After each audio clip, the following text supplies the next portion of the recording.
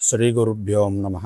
ఈరోజు శత్రుబాధలను, పరపీడను, అనారోగ్య బాధలను, గ్రహదోషాలను, ప్రయోగాలను, ఇలా సమస్తమైనటువంటి సమస్యల నుంచి విముక్తి చేసి నృసింహ మహామంత్రము, నృసింహ తాపిని ఉపనిషత్తు అని ఒక ఉపనిషత్తు ఉంది.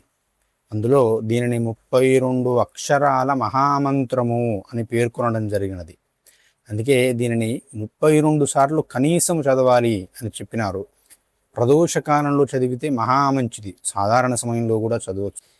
ఇబ్బందులు ఎక్కువగా ఉన్నవారు 1008 సార్లు దీనిని కనుక జపం చేసినట్లయితే నృసింహస్వామి యొక్క అనుగ్రహంతో వారి సమస్యలన్నీ కూడా పరుగులు పెడతాయి. ఇది చెప్పడం కాదండి, స్వయంగా నేను అనుభవించినటువంటి ఆ అనుభూతి అన్నమాట.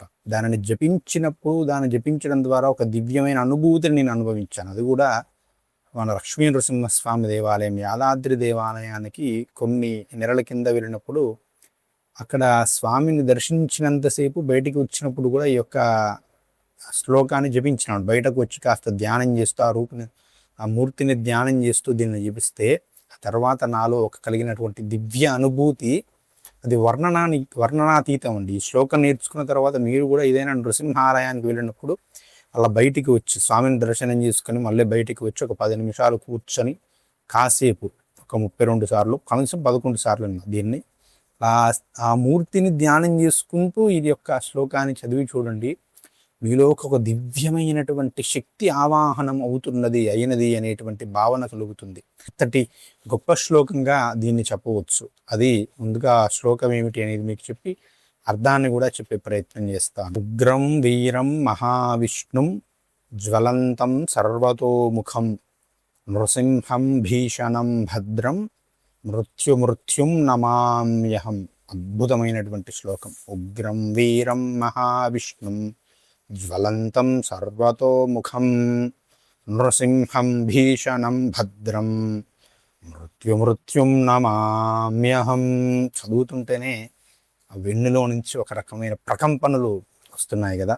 దీని అర్థాన్ని తెలుసుకున్నట్లయితే ఉగ్రము భయంకరమైనటువంటి వాడు, వీరము పరాక్రమవంతుడు, మహావిష్ణువు అంతటా వ్యాపించి ఉన్నవాడు, జ్వలంతము జ్ఞానస్వరూపుడు, తేజస్వరూపుడు, సర్వతోముఖము సర్వదిక్కుల యందు వ్యాపించి ఉన్నవాడు, దిక్కులే ముఖములుగా కలవాడు, నృసింహము నర మరియు సింహ, మనిషి మరియు సింహముఖములు కలవాడు, భీషణం శత్రువుల ఎడల భీషణత్వము కలవాడు అంటే శత్రుత్వమును కలవాడు, శత్రువులను పారద్రోలేవాడు, భద్రం తనను ఆశ్రయించిన వారికి రక్షణ కలిగించేవాడు, మృత్యువుకే మృత్యువు వంటి వాడు, నమామ్యం అలాంటి నృసింహునికి నమస్కారం చేస్తున్నాను అంటూ ఉన్నది ఈ శ్లోకం. ఉగ్రము అనే పదానికి శాస్త్రం ఒక అద్భుతమైన అర్థం ఇచ్చింది. ఉగ్రము అంటే చాలా భయపడుతుంటారు. ఉగ్రము అంటే ఉత్గ్రసంతి ఉగ్రహ అంటూ ఉన్నది శాస్త్రం. అంటే అంటే పాతాళంలో పడిపోయిన వాడికి, సమస్యలు అనేటువంటి ఊబిలో పడిపోయిన వాడిని గ్రసంతి పట్టుకొని పైకి లేపేవాడు. కాబట్టి స్వామిని ఉగ్ర నరసింహుడు అన్నారట.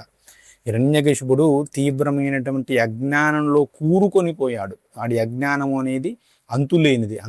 అంతులేని అజ్ఞానంలో కూరుకొని ఉన్నవాడిని స్వామి పైకి లాగాడు. పైకి లాగడం కోసం వచ్చినాడు. నిజానికి మనం పైకి సంహారం లాగా కనిపిస్తుంది, హిరణ్యకశిపు సంహారం లాగా. సంహారం కాదు, అజ్ఞాన నాశనమే స్వామివారికి సంహారం లాగా కనిపిస్తుంది. వీరము అంటే పట్టుదల గలవాడు, అంటే తన భక్తులను కాపాడటంలో పట్టుదల గలవాడు. వీరము అంటే పరాక్రమంతో పాటు పట్టుదల అనే ఒక అర్థం ఉంది. అంటే తన భక్తులను రక్షించడంలో పట్టుదల గలవాడు. మహావిష్ణువు అంతటా వ్యాపించి ఉన్నాడు. ఎలా కాపాడుతాడు అంటే అంతటా వ్యాపించి ఉన్నవాడు కాబట్టి ఏదో ఒక రూపంలో వచ్చి కాపాడు. జ్వలంతం ఏదో ఒక రూపంలో నీకు జ్ఞానాన్ని కలిగిస్తాడు. జ్వలంతం అంటే జ్ఞానం, తేజస్వరూపుడు. నరసింహస్వామి వారు ఆ ప్రహ్లాద వరదుడిగా ఆవిర్భవించిన సమయంలో 1000 కోటి సూర్య ప్రభావ మానుడై ఉన్నాడు అని పోతన గారు, ఆ వ్యాసుల వారు భాగవతంలో వర్ణిస్తారు. 1,000,000 సూర్య సమమైనటువంటి తేజస్సుతో వచ్చాడు. అంత తేజస్సుతో వచ్చినాడు. జ్వలంతము అంటే తేజస్సు, జ్ఞానము. మనలో ఆ సమస్యలను పరిష్కరించుకునేటువంటి జ్ఞానాన్ని మనలో స్ఫురింపజేస్తాడు. సర్వతోముఖం దిక్కులయందు ఉంటాడు. ఏ దిక్కు లేని వాడికి ఆయనే దిక్కు. నృసింహం భీషణం నీ శత్రువులను తరిమి తీరుతాడు. భద్రం నీకు రక్షణ ఇచ్చి తీరుతాడు.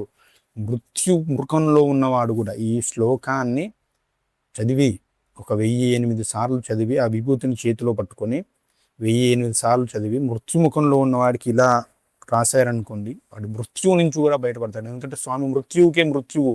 అలాంటి నృసింహస్వామికి నమస్కారం చేస్తున్నాను అంటుంది నృసింహ తాపిని ఉపనిషత్తు. స్వయంగా బ్రహ్మదేవుడు చెప్పినట్లుగా మనకు ఆ ఉపనిషత్తు చెబుతూ ఉంది కాబట్టి చాలా శక్తివంతమైన శ్లోకము. ప్రతి ఒక్కరు కూడా చేసుకొని ఆ యొక్క నృసింహానుగ్రహాన్ని పొందండి. చక్కగా మరొక 2 రోజుల్లో నృసింహ జయంతి పర్వదినం కూడా రాబోతుంది కాబట్టి ఆ రోజు నుంచి ప్రారంభించండి. దీనికి చేసేటప్పుడు నియమాలు పాటించాలా అంటే నియమాలు పాటించాలి. ఏం నియమాలు పాటించాలి అంటే, పురుషులు అయిన వారు శుచిగా ఉండి స్నానము చేసి మాత్రమే దీన్ని చదవాలి. ఎప్పుడు పడితే అప్పుడు చదవకూడదు. ఉదయం పూట స్నానం చేశారు, చక్కగా చదువుకోండి. అదేవిధంగా నాన్ వెజ్ తిన్న రోజు ఈ మంత్రాన్ని చదవకండి. మీరు ఉదయం పూట నాన్ వెజ్ తిన్నారు, సాయంత్రం ఈ మంత్రాన్ని చదవకండి. ఒకవేళ తినలేదనుకోండి, చక్కగా మళ్ళీ సాయంత్రం పూట స్నానం చేసి చక్కగా ఈ మంత్రాన్ని చేసుకోవచ్చు. స్నానం చేసి సాయంత్రం పూట ప్రదోషకాలను చేస్తే చాలా పవర్ అని ఆ నృసింహ తాపిని ఉపనిషత్తు చెప్పడం జరిగింది. అదేవిధంగా స్త్రీలైన వారు నెలలో వచ్చే 5 రోజులు మాత్రం చదవకుండా మిగతా రోజుల్లో శుచిగా ఉండి చక్కగా చదవచ్చు. దీనిని ఒక నియమంగా ఒక 41 రోజులు చదువుతానండి అన్నప్పుడు ఆ 41 రోజుల పాటు అన్ని రకాల నియమాలు, మిగతా దీక్షలకే నియమాలు పాటిస్తారు, ఆ నియమాలు పాటిస్తూ చేయండి. అలా కాదంటే రోజు నేను చేసుకుంటానండి అంటే రోజు చక్కగా ఉదయం పూట యొక్క మంత్రాన్ని చేసుకోండి. తర్వాత యథావిధిగా మీ కార్యక్రమాలు చేసుకోండి. శుద్ధిగా మనసును శుద్ధిగా ఉంచుకోవాలి, శరీరాన్ని శుద్ధిగా ఉంచుకోవాలి. మీరు చదువుకునేటువంటి ప్రదేశాన్ని, జపం చేసేటువంటి ప్రదేశాన్ని శుద్ధిగా ఉంచుకొని మనస్సులో నృసింహుని యొక్క రూపాన్ని నిలుపుకొని దీన్ని నమ్మాలండి. శ్రద్ధ విశ్వాసం ఈ 2 పెట్టి చేయాలి.